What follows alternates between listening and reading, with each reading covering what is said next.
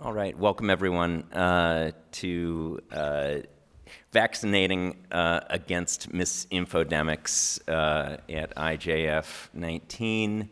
I am your moderator today, Ed Bice. I work at Meedan.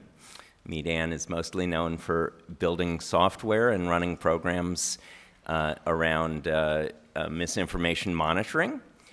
We also, though, are starting work in health. So it's my really great honor today to moderate a panel with two of the world's leading experts in the health misinformation space.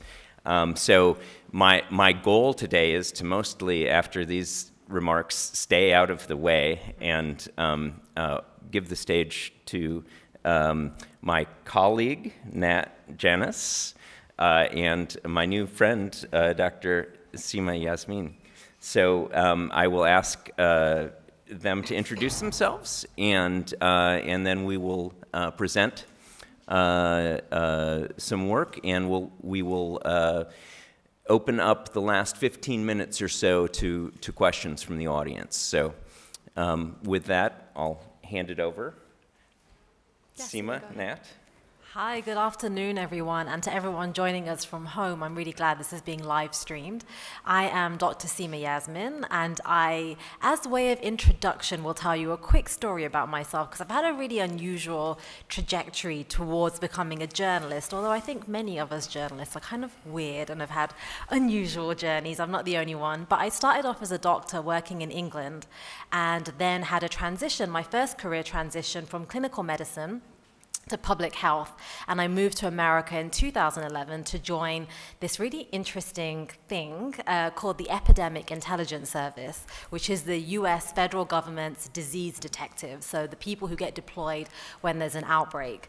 And I did that for a few years before thinking, oh, there's some really good stories to tell here from behind the outbreaks and about health and public health and about medicine, and I wanted to train as a journalist to do that.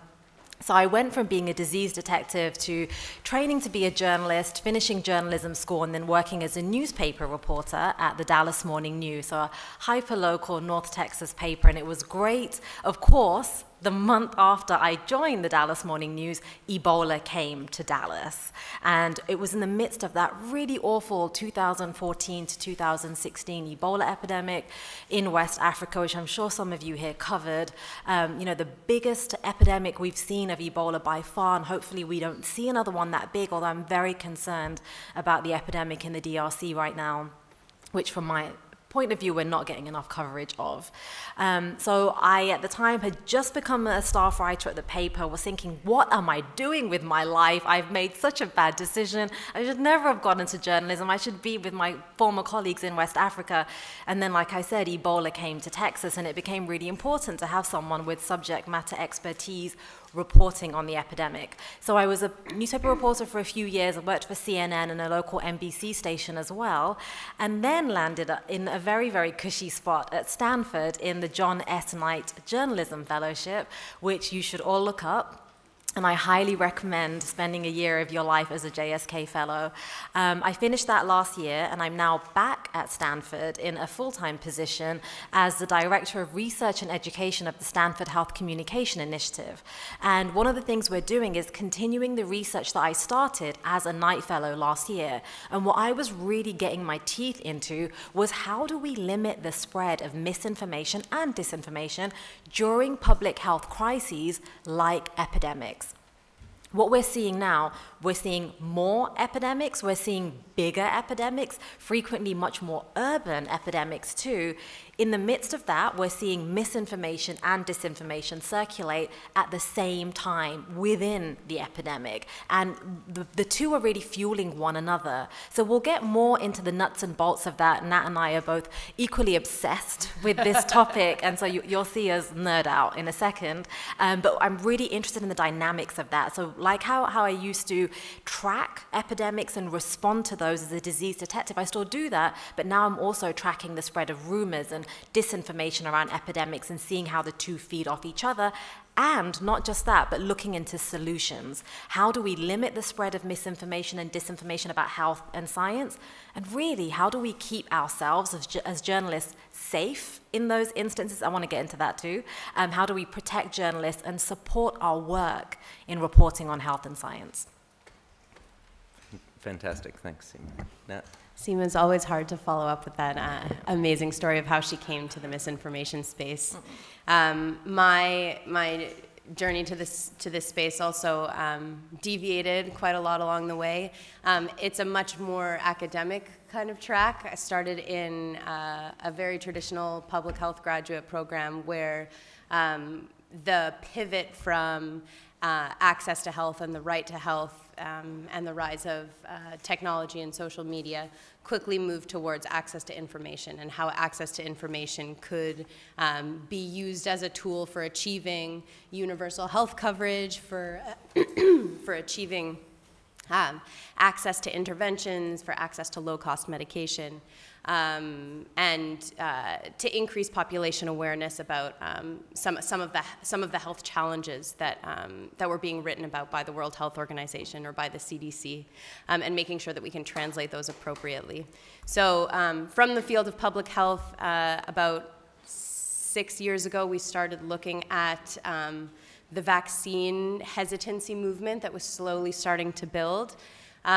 This was, as I'm sure many of you know, based on a study that was retracted after spending much too long in the public eye, that used, I believe it was 12 individual case studies and qualitative interviews to create a maligned link between vaccinations and autism.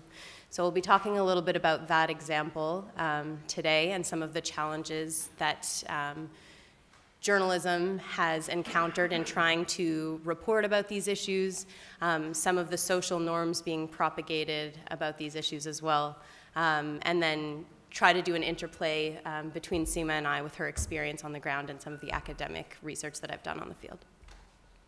Great. All right. So moving into the discussion, Seema, would you like to, or Nat, cue up the absolutely. The so next slide. I think we may we had a few slides prepared that are successfully being displayed in presenter mode. So I'm going to display them in not presenter mode. So feel free to, as we're going through this, please feel free to tweet questions that if we don't have the time to answer over the course of this presentation, we'll make sure that we answer later on and continue this dialogue because it's a really important one. So if anybody needs to take pictures of our handles, this is the time. All right, so as we go through this conversation today, we'll try to cover these topics. Of course, some of them are big, and we may spend more time on them if there's interest. And we're happy to cover some additional topics and case studies in the Q&A. But first, we'll be looking at the health and digital media ecosystems of today and some of the interplays between access to health information online and some of the limitations in accessing health information. We'll discuss some barriers to quality health information and some of the challenges in reporting about new studies that come out, about new health research, and then as well relevant to epidemics. Seema will relay some important information about what it's like to report on epidemics and how to make sure that you keep yourself safe as well while you're reporting on epidemics. And then broader to health misinformation, we'll talk about some of what we perceive to be the more catastrophic events that have resulted from these health misinformation challenges, and then, of course, tie it all in with implications for journalists. So let's start with the topic of misinformation, more broadly, and where it comes from and why it's a challenge for journalists in trying to communicate it. Yeah, let me just say though, I really like the way that you framed in your intro the fact that we do think about health as a basic human right, Although living in the States now, I often have to really validate and justify that within that system. Yeah. But also the fact that it's not just health and access to health, but it's access to health information, right? Which is where journalists come into it. And one of the things that really troubles me is when you look at health deserts in the US, so those are areas where people living in those communities don't have proper access to healthcare, aren't served by enough physicians or nurses or healthcare facilities. If you have a map of those health deserts, it overlays really almost too perfectly with news deserts, places where people in those communities don't have access to accurate, reliable information about health, but about just democracy, about anything to do with their localities. And that really troubles me, and I think we need to keep having that conversation about how we improve access to health, but also access to health information. In terms of misinformation, I mean, we're having so many sessions on this at this conference, and I'm glad for that. I want us to definitely pivot more towards thinking about that in the health space. It's a space that really lends itself to rumors, to misinformation and disinformation. Everything from being in the clinic and having patients pull out of their pocket a folded up page, usually from the Daily Mail newspaper, I have to say, and the Brits in the room will probably understand exactly why I'm saying that, and they'll say, you know, doctor, there is a cure for diabetes and I want this cure. And you're like, okay, let's read this together. And it's so misleading sometimes the reporting can be. You get to the end and you're like, oh, look, it says this cure was tested in 2 rats. And it's like 15 years away from even being tried in humans. So the public is overwhelmed in some cases with information about health. And how are we supposed to decide what is accurate and what isn't? More recently, in terms of disinformation, we've seen really well-orchestrated campaigns that trouble me. Everything from, you may have seen the study last November about Russian bots and troll accounts that were tweeting about vaccines 22 more times than the average Twitter user. Some of those were anti-vaccine messages, some were pro-vaccine messages, actually, which is an interesting dynamic, trying to stoke a debate where there really shouldn't be a debate, because vaccines are safe and they save lives. We've also seen disinformation campaigns really well targeted against specific communities and very specific fears that those communities have. And I will say those anti-vaccine groups and the anti-vaxxer movement is really sophisticated at telling its story and is a lot better at doing that than public health physicians or, you know, doctors in general. I'll give you one really quick example. About a year or 2 years ago in Minnesota, the state experienced its biggest measles outbreak in more than 30 years. Horrific. Like, kids were ending up in the ICU, nearly dying of measles in a place where, like, nobody should be nearly dying of measles. We have a very effective vaccine. What had happened 10 years prior to that outbreak was Andrew Wakefield, the doctor who did a very fraudulent, terrible, bad science study saying that vaccines cause autism when they don't. He kept going to Minnesota and very specifically targeting the Somali American community and saying to them, we know you're worried about autism in your community. And he was right, the community was concerned about autism rates. They didn't have a reason to be, but they were concerned, and that was a really valid concern for them. And he turned up with armed guards, having town hall meetings where physicians and journalists could not get into those rooms, and would tell the Somali American community that autism rates are higher among your children because of the MMR vaccine. There was another group too called the Organic Consumers Association, which sounds very benign, almost like they would just tell you to eat more salad and broccoli or something. But they're actually a really voracious anti-vaccine and anti-science and anti-government group. And they too were going to Minnesota and targeting the Somali American community around 2008 and onwards. Same messages, and then what do you see? We see doctors in Minnesota saying, well, the vaccine coverage rate for Somali Americans used to be about 94%, and it dropped to less than 50%. It was like 42%. And of course, perfect situation for there to be this horrific measles epidemic. And as we're speaking now, I mean, we're in one of the hotbeds of the anti-vaccine movement here in Italy. There's been massive outbreaks of vaccine-preventable diseases, not just measles, but other things too. And, you know, I could go on and on about how many outbreaks there are. In Madagascar right now, there's a measles outbreak of more than 36,000 people. And I think about 1,000 kids have died of measles. So we're really up against a strong movement that is doing its job better than many of us are doing ours, I'm afraid to say. Yeah, this is a pretty perfect segue, almost as though we planned it into the next slide. So as an initial, my initiation into this world came from the public health world. So we obtained degrees in epidemiology and biostatistics. We learned the difference between correlation and causality on the first day. And we begin to write these really complex methodology-oriented papers that highlight these nuances. And we share these papers with one another, we cite one another, we get really excited when we build up this body of research. And then occasionally we send out a press release. Sometimes press releases are sent out by pharmaceutical companies, sometimes by academic institutions. And as you can see in my extremely clever cartoon, the terminology that's embedded into those papers, into those reports, and into those press releases is the terminology that we had to obtain a degree in order to understand the nuance of.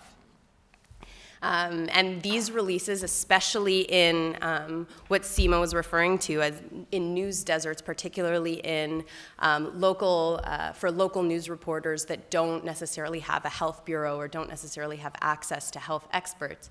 A recent study produced by the head of healthnewsreview.org, which is an organization that's helped to provide context for a lot of new research that's come out, found that it's, especially in underfunded newsrooms, there's not a lot of additional reporting that happens on top of a health press release from a public health institution or from a pharmaceutical company. So this terminology, this nuance gets spread through newspapers, through social media articles, gets embedded into films that discuss these issues, through radio, depending on the context.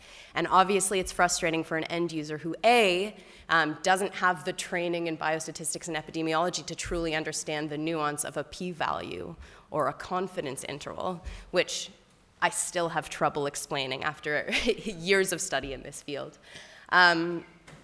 But it leads to many challenges in reporting on these topics and the expectation that a public should understand the nuance of these articles as well. So this is a hairball, and I'll explain the significance really quickly. I usually use it because it's such an interesting and engaging hairball. But this is a map of essentially the anti-vaccine movement online, and this was put together by some of my colleagues at MIT Media Lab on the Media Cloud project. And they mapped out the digital ecosystem of inlinks between a variety of sources on the web. So what this is showing us is in the year, I believe it was 2014, what was the vaccine conversation like online and who was linking to whom? And what we did in a cluster analysis is found that, as I'm sure many of you can understand and relate to in your own reporting experiences, the pink cluster refers to the public health community, so the language that the public health community uses to describe vaccines. It's isolated, of course, from the rest of the network, but the important thing to note here is that the science articles, the health and science clusters, which are the blue and the pink community, are a little more centered, and what we found are that both pro-vaccine and anti-vaccine websites and content online would cite the same scientific articles. And it's a problem, of course, because if you're linking back to the same article, you can essentially guide the narrative in any way that you'd like to when the article is hidden behind a paywall and all anybody has access to is the abstract. So in our reporting, we'll touch on that a little bit later. One of the biggest challenges is accessibility to the right context and information that make your message and your narrative make sense, and the fact that even if you embed a link to the right article in your article, the right scientific content, it can be interpreted in any way because of our lack of context there. And then this is just to highlight that we've replicated a similar analysis for other epidemics. And again, the public health community is consistently isolated because of the complex language that it uses to describe these issues and the lack of translation of that nuance through to mainstream media. I'll touch on that super quickly. So one item of note here is in analyses of how health topics are covered in news media, there's one important distinction, and that is how a journalist can cover a new scientific study. And new scientific studies are often covered as an issue of novelty, and studies are covered in and of themselves as opposed to largely references to the broader body of research. And from the academic community, our biggest goal is for any kind of public awareness about the work that we do to be contextualized within the broader body of research in order to ensure that one study is not taken out of context or that results are not overstated. And it's something that increasingly research is showing that journalists are taking charge of the narrative a little bit more. And if there aren't enough resources to do thorough investigations of new scientific studies that come out, a study may guide the narrative as opposed to a rigorous larger body of research. And I think that might be a good way of pivoting back into the journalism side, and taking a break from the academic side, and thinking about how not only new research is referenced in media, but also in the coverage of epidemics. Yeah, and epidemics are quite a unique situation, right? Because thinking about my newsroom during the Ebola epidemic, it wasn't just a health story. And I can talk for hours about how newsrooms need more health bureaus and need more reporters who have their beat, science and health beats for a long time. But really, the Ebola epidemic was a cop story, it was a school story, it was a transport story, it was a city hall story, and it was a health story. So it impacted our whole city and other places. It was an airport story. It was basically the whole newsroom was up and everybody was reporting on Ebola.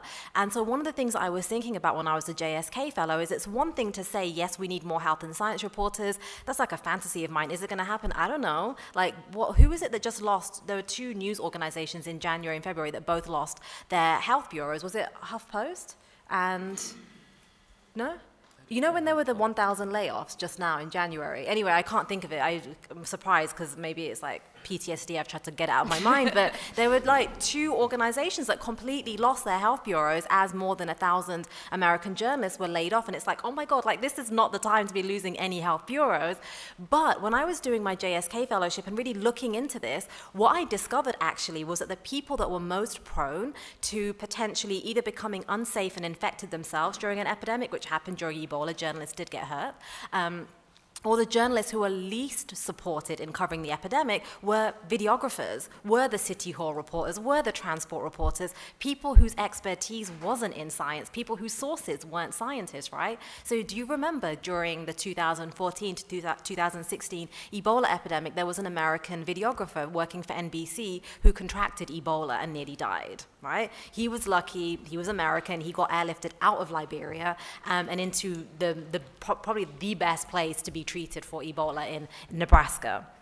So he survived, but he's a prime example of somebody who may cover a different topic every other day, or even within a given day, suddenly thrust into this hot zone covering Ebola. We're still not sure how he became infected, but contrast him to some of the other journalists who I tracked and who I interviewed for my study, and they were veteran science journalists who, what did they do? They were like, holy crap, I'm about to go into the hot zone. Let me call all my sources, not just for help covering the story, but I'm going to ask them, tell me what to do to make sure I don't get Ebola while covering Ebola.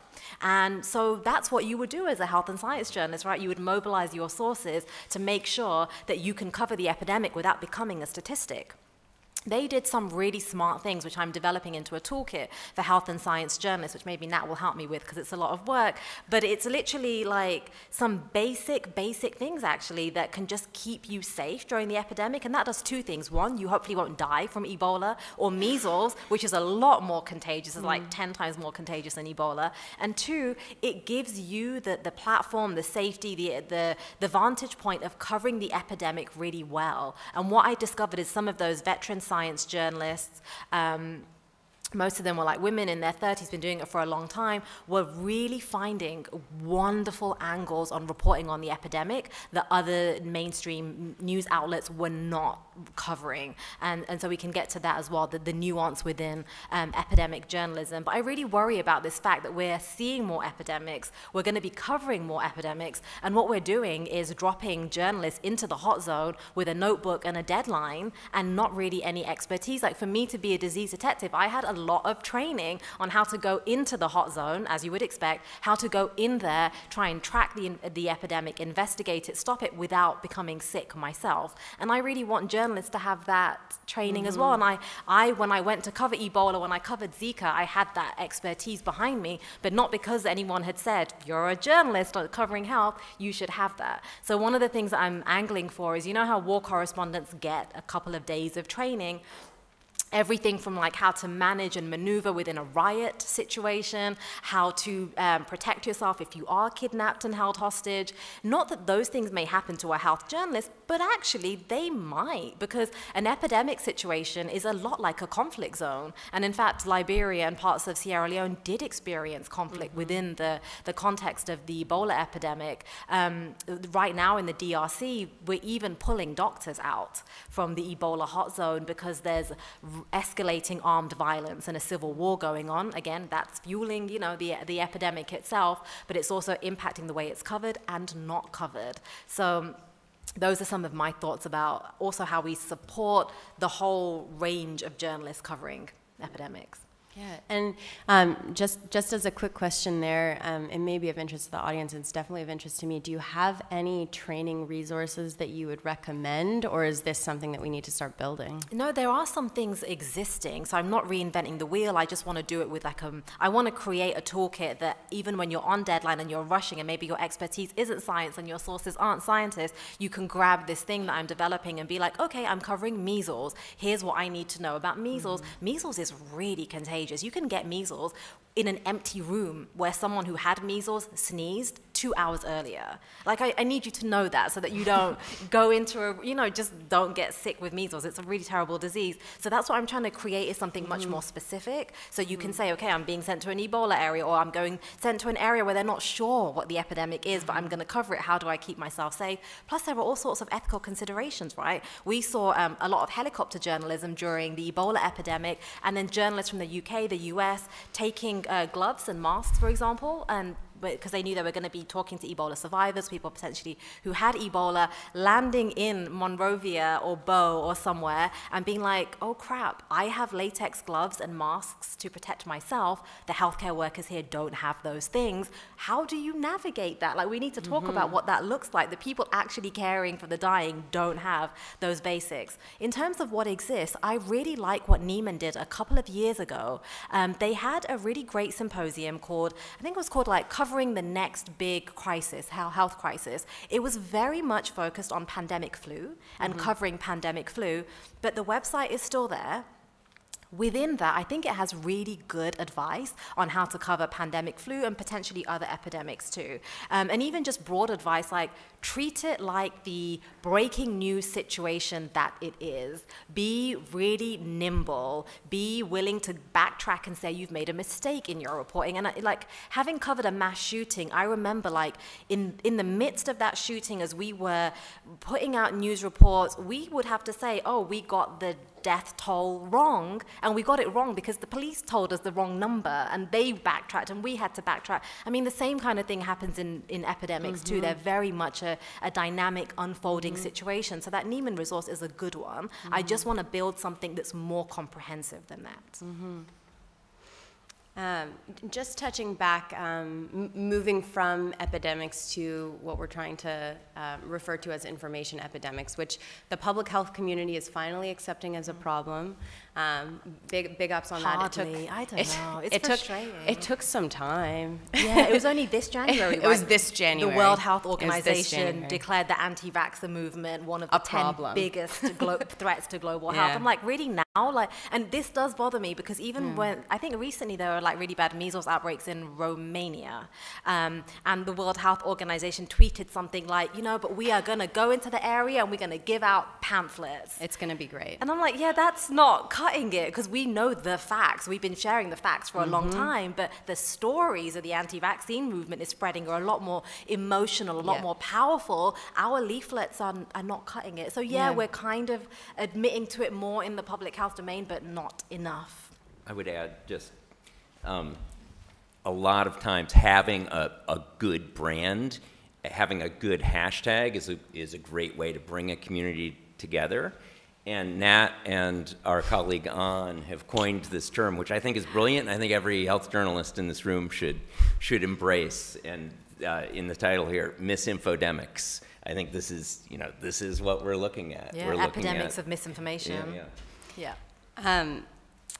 Yes, I wanted to pivot a little bit towards these norms that are being spread through reporting on different misinfodemics, and a specific, we'll dive into a specific example of the vaccine movement, try to explore some interventions, some information interventions that are being tried to address this. But first I wanted to do a little norms exercise with everybody. Please amuse me. So I want to do a little exercise in trying to figure out what types of norms we end up covering and how they differ a little bit from the norms that we experience ourselves. So I like to start with, the way I like to do the audience response is with a clap. So if you have experienced what the prompts that I'll share, please applause. I love applause, so it's good for me as well. But the first being, have any of you ever watched a talk show where they reference some kind of a new health trend or a health cure? Yeah. Thank you. Have any of you been feeling unwell or a little bit nervous about a symptom that you had, and one of the first things you did was type that symptom into Google? Have any of you had some kind of a perception or have been nervous about a particular health concern and searched for it or for a community about that particular concern on Facebook?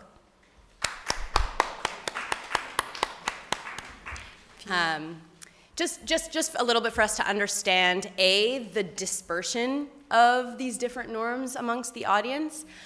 So is it largely in this side of the room that we're experiencing some of the norms? Is it in the middle? Is it the entire room?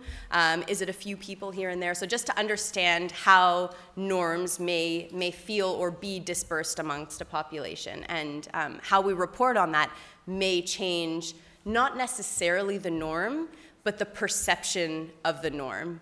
And it's been studied that the perception of the norm is what can actually lead to the enactment of behaviors rather than the norm itself. So that has some really important implications for reporting on health that I'll touch on pretty quickly. So just a little norms nerd lesson. So just to keep the terminology straight, here I'll be referring to descriptive norms about things that are, when we talk about things existing, like the vaccine hesitancy is a problem. And we'll refer to injunctive norms about what should be. Vaccine compliance should be more widespread. That is an assumption I am making about that norm. Norm dispersion.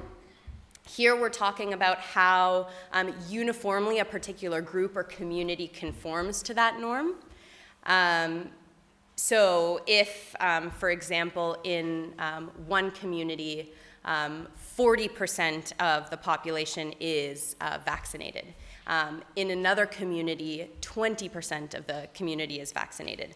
Both communities have vaccination rates of under 50%, but the dispersion differs wherever you are. So commenting on that dispersion will affect the perception of the norm of vaccines in that community.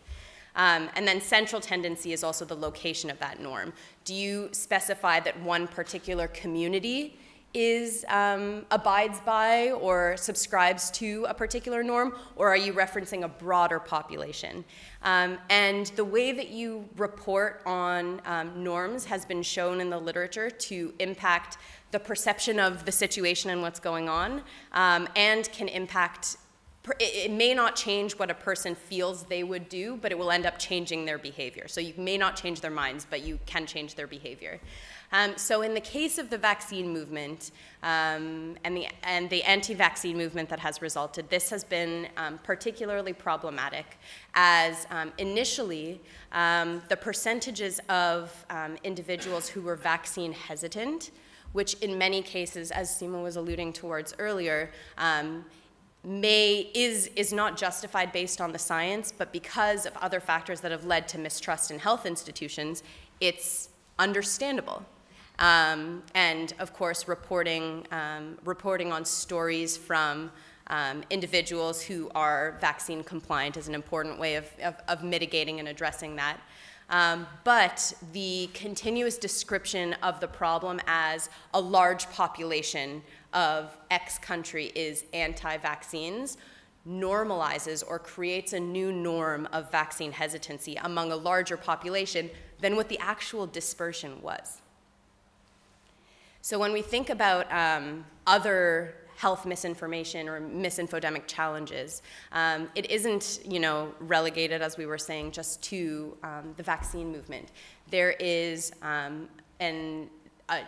huge component of misinformation related to HIV and HIV transmission, a huge component of misinformation related to menstruation, and adjusting the language that's used in reporting to account for both central tendency and dispersion of norms can help prevent what I believe to be one of the biggest crises that's associated with vaccine hesitancy and the larger anti-vaccine movement, which has been the normalization of broader mistrust in health institutions. So Nat, when you're making that point, to illustrate it, would it be accurate to say, for example, so across the States, for example, across the UK too, there's a high level of vaccine uptake actually, but the problem is there is a minority that's choosing not to vaccinate, but the reason we do see outbreaks is because they often congregate, they often live in the same communities, and so we get these deep pockets of anti-vaxxers. Yeah, that combined with high-profile individuals that get covered, that tend to have the more extreme views, make a norm seem more pertinent or more normalized because of the figures that are chosen to be covered. Okay, great. Wonderful. Ed, turn it over to you. Well, I would love to, before we open up for audience questions, we should talk about inoculation theory, because the title of the presentation is Vaccinating Against these Misinfodemics, right? And again, misinfodemics being epidemics of misinformation, and the idea that those misinformation epidemics are as contagious as a disease itself. So the thing that I study is, yes, the microbe is contagious, but rumors about the microbe are contagious too. And actually the same mathematical models we use to track a disease and that we use to model where a disease might go, how big the epidemic might get, we use those exact same models, the same equations, to track the spread of a rumor or to track the spread of a piece of disinformation. It's really fascinating that it's literally the same equations. So I want to say a quick thing about vaccinating against misinformation and disinformation. It's a theory called inoculation theory that was first described in 1961 by this social psychologist called William Maguire.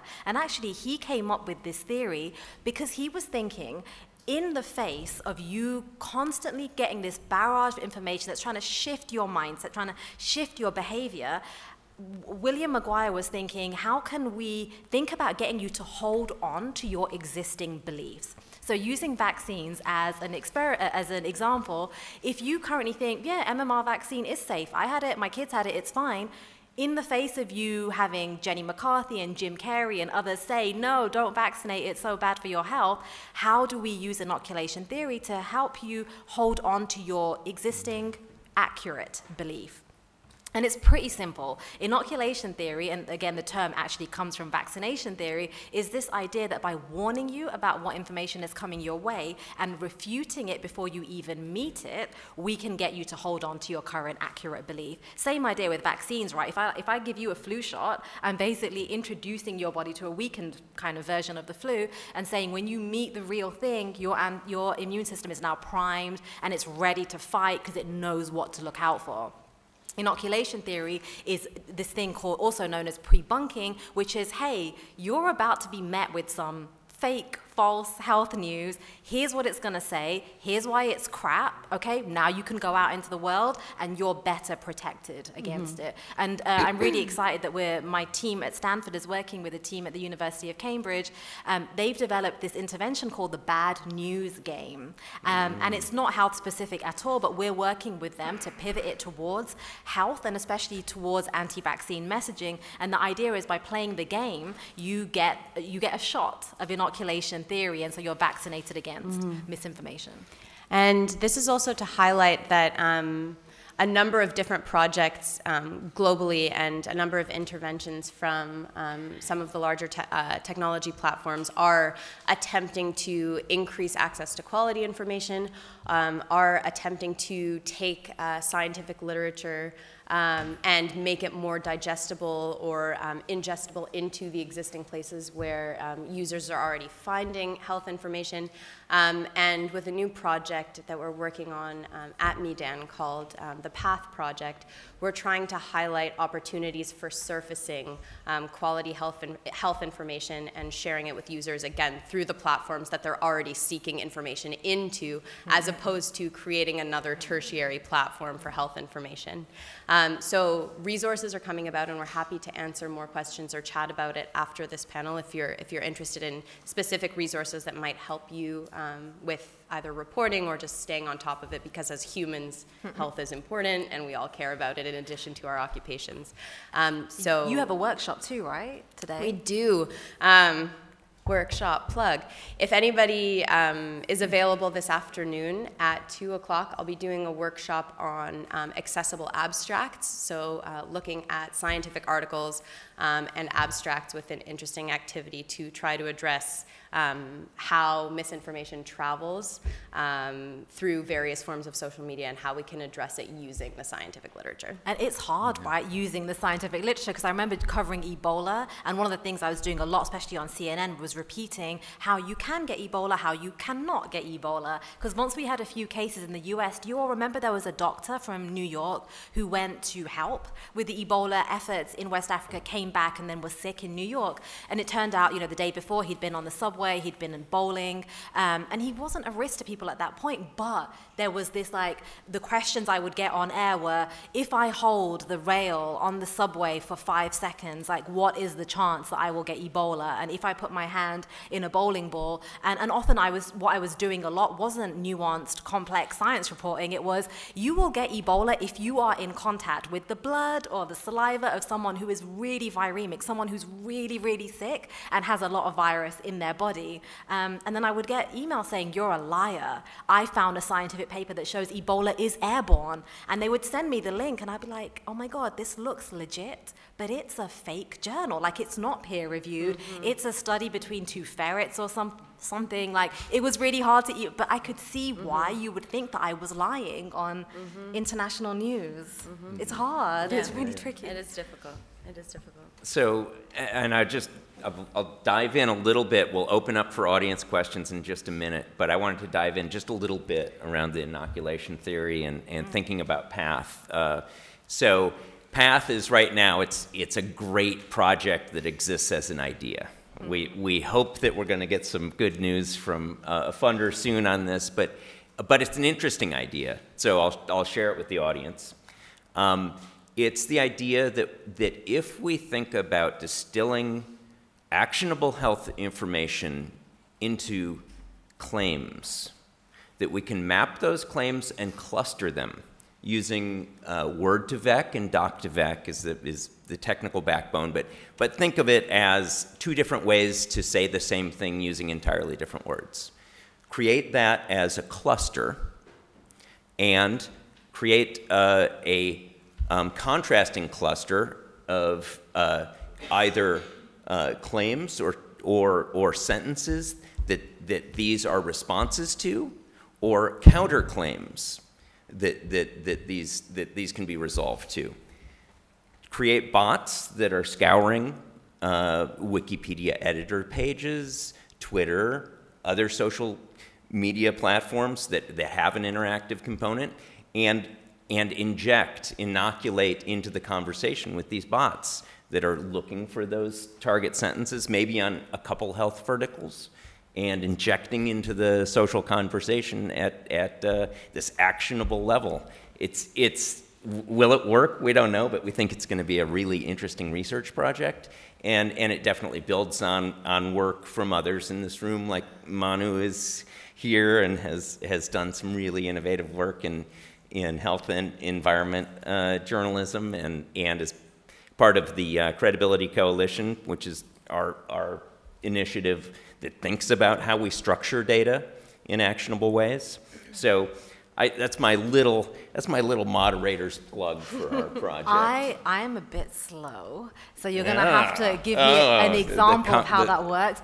So are you saying that there are bots who are scouring for certain key word sentences, and then they are refuting, like they're jumping into the conversation? Yeah, in the Wikipedia use case, that's a bot that's deployed over editors' conversations on Wikipedia, or that's looking at specific, is scraping specific Wikipedia pages on aligned health topics.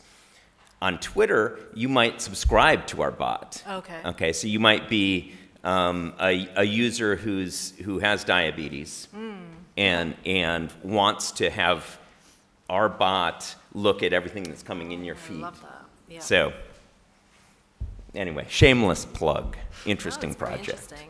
Yeah. So Nat, I don't know if you have. I'd love to open it up to audience questions. Yeah. We've got. We don't have much time at all. We've got time for. Am I seeing this right? Okay, we've got time for one audience question. This is going to be the lottery. Damn. Who can raise their hand the highest? Time's gone really quickly. There's a hand here. Please. Yeah. Is it really time? Yeah, it is that time. When I was doing my master's in journalism, another student from the University of Cardiff came to us to be part of his PhD research project. And we had to look at press releases about scientific studies and health studies, and then rewrite them into a news article.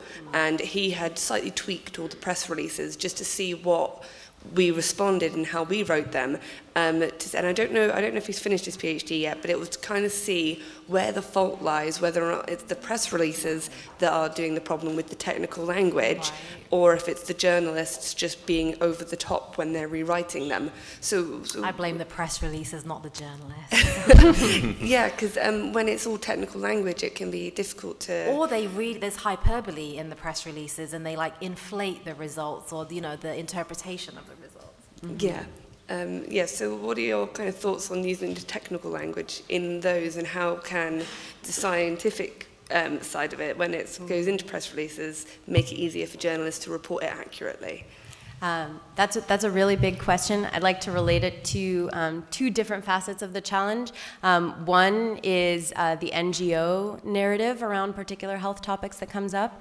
And we had a great panel yesterday on reporting and health ethics where they discussed NGO-paid press trips in order to cover epidemics or to cover health topics, and how NGO language tends to drive those narratives. Though ethically, it's a big challenge. That terminology is much more nuanced and still accessible, so I'm not sure how I feel about that. With the scientific knowledge, the big challenge there is the causality and correlational confusion. There are some initial ideas that we've been surfacing of how to use emojis to communicate whether a study has been tested on rats or on humans, and if that will impact whether someone believes that they need to change their behavior. So there could be some creative ways to pull out the information that's most important to journalists, and I would say that if you have the time to come over to the workshop later today, it would be awesome to chat about it a little bit more. Do we have time for one more? Can we? I'm getting the wrap it up signal, I believe. So I'd just like to thank my panelists so much for... Thank you all for coming. And Thanks thank for you sitting. for attending. And